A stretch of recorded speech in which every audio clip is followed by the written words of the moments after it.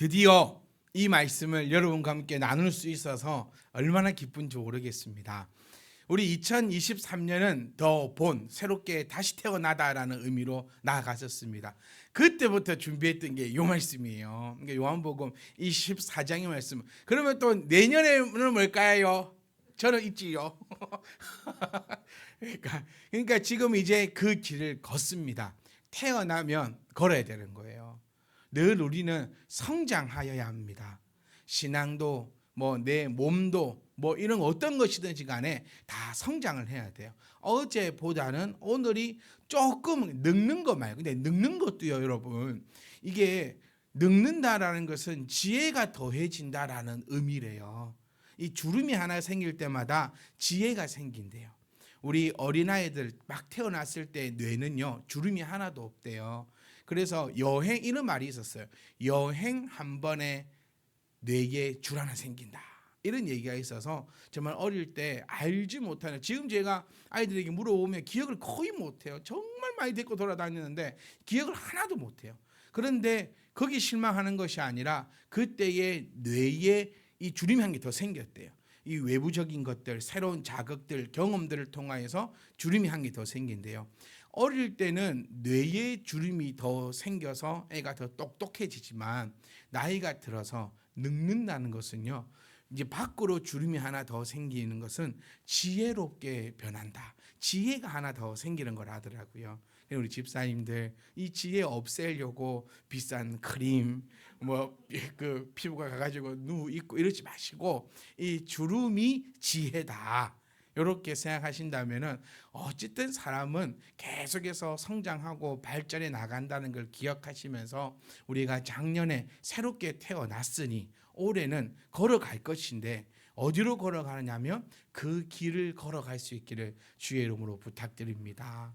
정말 저는 이 말씀을 오늘 이렇게 함께 나눌 수 있음이 또 얼마나 감사한지요. 그리고 저는 여러분께도 또 새해를 통해서 늘 약속드리고 싶은 것은 정시간에 마치도록 그렇게 최선의 노력을 다할 것이며, 그리고 두 번째로는요, 저희의 이야기가 아닌 하나님의 말씀만을 전할 수 있도록 최선을 다하겠습니다. 저희의 새치혀로 여러분이 은혜를 받아가는 것이 아니라 살아계신 하나님의 그 말씀으로 여러분이 은혜를 받아가신다는 사실을 제가 결코 잊지 않고, 제가 저의 말로, 여러분의 생활로, 우리들의 기쁨으로, 혹은 또 인기를 끌기 위해서, 교회를 부흥시키기 위해서, 사람을 끌어오기 위해서 하나님의 말씀을 이용하지 않고, 정말 하나님께서 우리에게 살아계신 그 능력으로 부어주심을 믿고 하나님의 그 말씀을, 하나님 그 말씀대로 여러분에게 어떻게든 여러분 귓가에 들릴 수 있도록 노력을 다 해가지고요, 정말 이 최선을 다해보도록 하겠습니다. 그리고 여러분들도요, 웬만하면 토요일 날 좀 일찍 주무셔가지고 생생한 정신으로 오시고, 토요일 날은 부부끼리 만나지 마세요. 토요일 날 부부끼리 만나면 싸워. 그러니까 토요일은 웬만하면 각방을 쓰세요. 안 봐야 돼. 안 보면 마음이 좀 덜 상해. 그러니까 최대한 주일날 아침에 오실 때는, 토요일 날 안 보고 주일 날 교회에서 만나면 얼마나 반가울까요? 어쨌든 우리 주일날 하나님의 말씀을 받으시기에 여러분들도 부족함이 없기를 주의 이름으로 부탁드리겠습니다. 우리가 최선을 다할 때에 하나님이 분명히 우리 가운데 역사를 더하실 줄 믿습니다. 저는 오늘 새해를 이 요한복음 14장과 함께 여러분들과 문을 열어가고자 합니다. 자세하고 디테일적인 것들은요, 우리 성경 공부 때 함께 나누고 싶어요.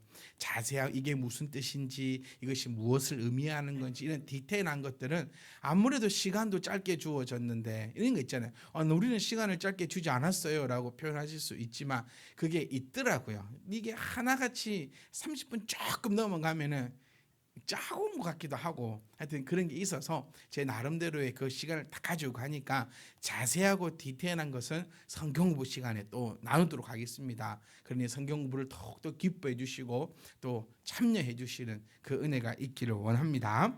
자, 요한복음 14장 1절에는요, 정말 저희가 좋아하는 말씀으로 시작을 하고 있는데, 저는 좀 그것을 오늘 박살을 좀 내어드리고 싶어요. 그리고 2절, 3절, 4절은요, 특히 2절, 3절은요, 너무나 사람들이 오해를 많이 하고 있고, 그래서 천국 갔다 왔다라고 하는 그런 사람들 있잖아요. 갔다고 왔는지 안 갔다고 왔는지 그거는 제가 여기서 뭐라고 못 하겠어요. 네, 니는 안 갔다 왔어 이렇게도 말 못 하겠고요. 너는 갔다 왔어라고도 말 못 하겠습니다. 그 이제 개인적인 이런 의견이 궁금하신 분들은 따로 연락을 해주시면 제가 제 개인적 의견을 말씀드릴 수 있지만, 이 자리에서 제가 갔다 왔니 안 갔다 왔니를 할 수 없고, 이 3절 2절 3절을 통하여서 참 말도 안 되는 소리들이 나타나는, 그러니까 성경을 하나님의 말씀으로 제대로 알지 못하면 얼마나 무서운 일이 벌어지는가를 오늘도 한번 우리가 살펴볼 수 있을 것입니다. 자, 너희는 마음에 근심하지 말라. 그리고 하나님을 믿으니 또 나를 믿으라 해가지고요. 사람들이 근심을 안 해요. 그런데 저는 오히려 이렇게 말씀드리고 싶어요. 여러분, 근심을 하셔야 합니다. 자, 벌써 아무도 아멘 안 하잖아요. 근심을 하지 말아야지. 내가 하나님을 믿는데 또 나를 믿으라 해서 내가 근심을 안 해야지. 이게 의미하는 말은요, 여기서 예수님께서 그 당시에 그 사람들에게 너희는 마음에 근심을 하지 말라고 했던 것은 요한복음 13장 33절로 가보시면 답이 나오는데, 그냥 제가 말씀을 드릴게요. 오늘 시간이 되게 없거든요. 찾지 마시고 잘 보시면 이겁니다. 13장부터는 무슨 말씀을 하고 있냐면 천국에 대한 말씀을 하고 있었어요. 그런데 33절 말씀을 제가 요약해서 드리면 너희는 천국에 올 수 없다라고 말씀을 하신 거예요. 제자들에게 너희는 천국에 올 수 없어 이렇게 말씀을 했습니다. 그러니 이제 제자들이 또 주님을 따르는 자들이 이제 근심에 놓이게 되는 거예요. 아니, 천국에 올 수 없다니 이게 무슨 말인가? 되게 근심을 가지고 있을 때, 그러니까 이들의 근심은 뭐냐면 지금 천국의 문제이지 이 땅의 문제가 아니라는 거죠. 그때 예수님께서 그 제자들에게 말씀하셨습니다. 너희는 마음에 근심하지 마. 그러니까 우리는 이 근심하지 말라는 것을요, 내 인생의 것으로 이 잘못 이해를 하더라고요. 사랑하는 성도 여러분, 근심하지 말라. 그러니까 우리는 무슨 근심을 지금 하고 있는가를 살펴야 돼요. 천국에 대한 근심인가? 나의 영혼에 대한 근심인가? 아니면 나의 이 삶을 살아가는 이 땅에서의 근심인가를 먼저 살펴봐야 되는 거죠. 그러니 근심하지 말라 했을 때, 네 예수님, 저의 구원의 문제에 대해 내가 천국 백성임을 저는 근심하지 않겠습니다라는 대답이 여러분 입에서 나온다면 올바른 신앙인이에요. 그런데 예수님, 하나님, 그래 제가 돈에 대해서 근심하지 않겠습니다라고 해버리면 엉터리 신앙생활이에요. 옛말에 속담을 저는 참 좋아하고, 요즘에 저희 둘째 아들하고 누워서 매일 속담 얘기하다가 자거든요. 정말 엉터리 속담이 많아요. 나중에 제가 어록을 한번 만들어봐도 재미있겠다 싶은데, 제가 요즘에 속담을, 예전부터 속담 좋아했잖아요. 요즘에 참 이 속담을 제 마음속에 갖고 있는 게 뭐냐면, 부자는 망해도 3대를 가고요, 가난한 자는 아무리 바보등 쳐도 가난은 대물림 된다라고 우리 선조들이 이런 속담을 남겼어요. 부자는 망해도 3대가 가요. 가난은 벗어나려고 아무리 몸부림을 쳐도 그 가난이 대물림 된다라고 하는 거예요. 도대체 이게 무슨 의미일까? 여러분 한번 생각을 한번 해보. 속담도 가만히 놓고 생각을 가만히 해보면 참 시간 가는 줄 모르게 시간이 후딱 빨리 가거든요.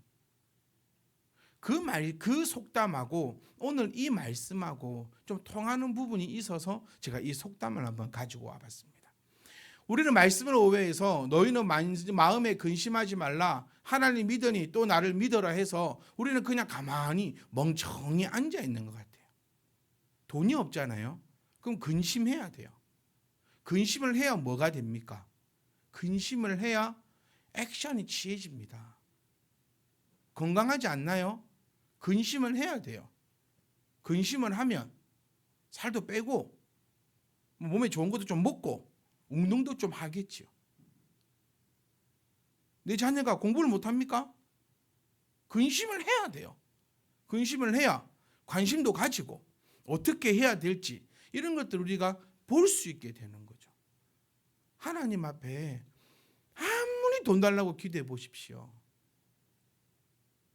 무엇을 말씀드리고 싶냐면, 그래서 부자 얘기가 나오고 가난쟁이 얘기가 나오는 겁니다. 바꿔야 되는 거예요. 왜 부자는 망해도 3대를 갈까요? 왜 부자가 되었는지를 우리가 이 포커스를 보면 돼요. 그들의 생활 습관과 생각과 사고방식과 여러 가지들이 있었기 때문에 애초에 부자가 될 수 있었다는 거예요. 그래서 그 부자의 습관을 자녀에게 고스란히 물려준다는 거죠. 그러니 망해도 3대는 간다라고 얘기한답니다. 그러면 가난한 자들은 왜 그렇게 발버둥을 쳐도 가난에 벗어나지 못하냐면 또 동일하다는 거예요. 왜 가난한가라는 거죠. 그 습관에서, 생각에서, 문화에서 가난할 수밖에 없다라는 거죠. 그러니 아무리 발버둥 쳐도 거기에 대해서 벗어나오지 못하고 생각을 바꾸지 못하고 그 환경에서 나오지 못하면 가난은 대물림 되는 거예요. 우리 생활에서도 볼 수 있습니다. 이 가난, 이 부자는요, 돈도 얘기하지만 꼭 돈만을 얘기는 하는 거 아니에요. 어떤 사람은요, 그냥 시장에 가서 가문 가방 사도요 명품처럼 보이는 사람이 있습니다. 어떤 사람은요, 몇백만 원, 몇천만 원짜리 가방을 들어도요 참 값없이 없이 보이는 사람이 있어요. 그 왜 그럴까요? 그것은 사람의 형체에서 나오는 것이 아니라 그 사람이 가지고 있는 그 분위기라는 것이 있거든요. 그러니 그 분위기를 만들어줘야 되는 거예요. 공부하는 자녀들도요, 분위기를 만들어줘야 돼요. 그래서 저는 교회도요, 그 분위기를 만들어줘야 된다고 생각하고 기도하자라고, 말씀 읽자라고, 전도 하자라고 그렇게 분위기를 만들어 가려고 합니다. 사랑하는 성도 여러분, 우리는 근심을 해야 합니다. 근심을 해야 보여지게 되고 바뀌어지게 되죠. 근심만 하고 있으면 또 바쁩니다, 여러분. 뭔가 바뀌어져야 돼요. 한 정신과 의사가 라디오에 나와서 이런 말을 하더라고요. 요즘에 여러분 동네마다 건강정신과가 많이 생겨난다고 합니다. 옛날에는 내과가 더 많았는데 개원하는 숫자를 보면 정신건강의원, 이렇게 정신적으로 하는 병원들이 많이 늘어난다고 그래요. 그리고 10년 전과 비교해 봤을 때 우울증 환자가 10배가 증가했다고 합니다. 그리고 10년 전과 증가했을 때 아동 자폐증 환자가 200배가 증가했대요. 그런데 더 재미있는 사실은 뭐냐면 우울증이 치료가 되는 그 확률이 10년 전보다 200배가 더 높아졌다고 합니다. 이 아동 자폐아들이 좋아지고 올바른 사회생활을 할 수 있는 그 확률이요 10년 전보다 1000배가 더 좋아졌다고 합니다. 그 정신과 의사가 이 얘기를 하더라고요. 10년 전만 해도, 아니 20년 전만 해도 우울증이라든지 이 마음의 병, 이 자녀의 이상 행동을 있을 때에 병원을 오지 않았다라는 거예요. 옛날 사람들은 낙인이 찍힌다, 뭐 사회에서 피해를 본다, 뭐 이렇게 된다, 저렇게 된다 하면서 쉬쉬하고 넘어갔었다고 합니다. 근데 요즘에요, 특히 젊은 엄마들은 아이가 조금의 이상한 행동이 있을 때면 바로 건강정신과로 달려간다 합니다. 우리 마음에요, 어른들도요, 조금 힘듦이 있고 아픔이 있고 어려움이 있으면 얼른 정신과로, 정신건강학과로 뛰어간다고 합니다. 그리고 전문가와 함께 상의를 하고 적절한 약물 치료를 받는데요. 그러니 훨씬 좋아지고 이제 그런 병들이 사라진다는 거예요. 옛날 일은 없었는데 지금 많이 늘어난 것이 아니라 옛날이나 지금이나 환자 수는 똑같았는데 그때는 숨겨져 있던 자들이 이제는 밖으로 드러나게 되고 적절한 이런 치료를 통하여서 일상적으로 아무런 어려움이 없이 나아가는 사회다라고 라디오에 나온 그 정신과 전문의가 그렇게 얘기하는 걸 보면서 저도 이 말씀을 준비하는 가운데 박수를 쳤던 점이 하나가 있습니다. 우리가 얼른 인정하고 나아가서 적절한 치료가 필요하다라는 것이죠. 그러니 너희는 마음에 근심하지 말라는 것을 오해하면 안 됩니다. 내 자녀가 좀 이상합니까? 하나님이 마음에 근심하지 말라 해서 이게 붙는 게 아니라는 거죠. 내 자녀가 조금 이상하면 얼른 전문기관을 찾아가면 되는 거예요. 내 마음이 조금 그렇습니까? 하나님이 내 마음에 근심하지 말라 해서 이거 아니에요. 하나님이 마음에 근심하지 말라는 것은 네가 하나님을 믿으니 또 나를 믿으면 너의 구원에 아무 문제가 없으니 너는 마음에 근심하지 말라는 말이지, 몸이 아플 때 근심하지 말라는 말이 아니라는 거예요. 내 마음에 이상함이 있고 우울함이 있고 눈물이 나고 막 그러면 얼른 정신건강과를 찾아가서 전문의를 만나잖아요. 그러면 아무것도 아닌 일이 대반이라고 합니다. 대부분이 약물 치료 없이 몇 마디의 이야기로 끝난다고 얘기를 해요. 그러나 성도 여러분, 이 말씀을 오해해서 우리가 돈이 없어도 그냥 근심하지 말라는 그 말씀만 그냥 붙잡고 땅바닥에 앉아 있으면 평생 돈이 없습니다. 여러분, 돈이 없는 사람의 특징이 뭔지 아세요? 많이 못 벌었을까요? 아닙니다. 돈이 없는 사람의 특징은요, 많이 씁니다. 버는 것보다 더 써버려요. 그러니 돈이 없는 거예요. 돈이 많은 사람들은요, 돈을 많이 버는 사람들일까요? 아닙니다. 돈이 많은 사람들은요, 자기 수준에 맞게끔 돈을 쓴다고 해요. 이거는 저의 얘기가 아닙니다. 이건 이 말씀을 준비하기 위해 숱한 책을 뒤집어 보면서 발견한 전문가의 그런 의견입니다. 사랑하는 성도 여러분, 저는 이 말씀으로 오늘 말씀을 맺고자 합니다. 기뻐하시네요. 또 더 해도 되려나? 이렇게 푹푹 찔러보는 거죠. 반응들을 보고. 마음에 근심하지 말라는 것은 우리가 하나님을 믿으니, 하나님을 믿는다. 이 부분이 재밌는 부분이에요. 하나님을 믿으니 또 나를 믿으라라는 부분을 원문 언어로 한번 살펴보면 요한은요, 하나님이 곧 예수님이심을 나타내고 있는 겁니다. 하나님도 믿고 또 나를 믿고, 이 부분이 아니에요. 이게 저는 한글 성경이 너무 안타까운 게 이거예요.